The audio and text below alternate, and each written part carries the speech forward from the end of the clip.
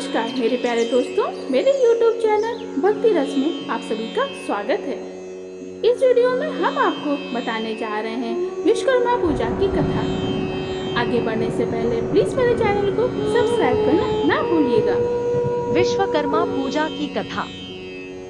सूत जी बोले, प्राचीन समय की बात है। मुनि विश्वामित्र के बुलावे पर मुनि और सन्यासी लोग एक स्थान पर एकत्र हुए सभा करने के लिए।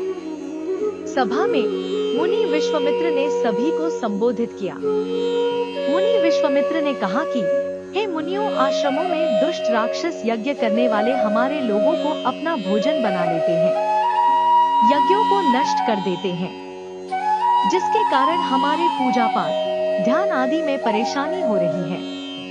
इसलिए अब हमें तत्काल उनके कुकृत्यों से बचने का कोई उपाय अवश्य करना चाहिए। मुनि विश्वामित्र की बातों को सुनकर वशिष्ठ मुनि कहने लगे कि एक बार पहले भी ऋषि मुनियों पर इस प्रकार का संकट आया था। उस समय हम सब मिलकर ब्रह्मा जी के पास गए थे। ब्रह्मा जी ने ऋषि मुनियों को संकट से छुटकारा पाने के लिए उपाय बताया था। ऋषि लोगों ने ध्यानपूर्वक वशिष्ठ मुनि की बातों को सुना और कहने लगे कि वशिष्ठ मुनि ने ठीक ही कहा है, हमें ब्रह्मदेव की ही शरण में जाना चाहिए। ऐसा सुन सब ऋषि मुनियों ने स्वर्ग को प्रस्थान किया। मुनियों के इस कष्ट को सुनकर ब्रह्मा जी को बड़ा आश्चर्य हुआ।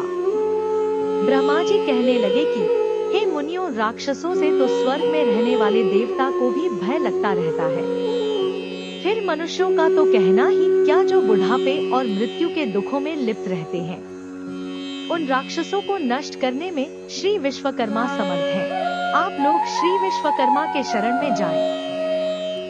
इस समय पृथ्वी पर अग्नि देवता के पुत्र मुनि अगिंगा यज्ञों में श्रेष्ठ पुरोहित हैं, और जो श्री विश्वकर्मा के भक्त हैं, वही आपके दुखों को दूर कर सकते हैं।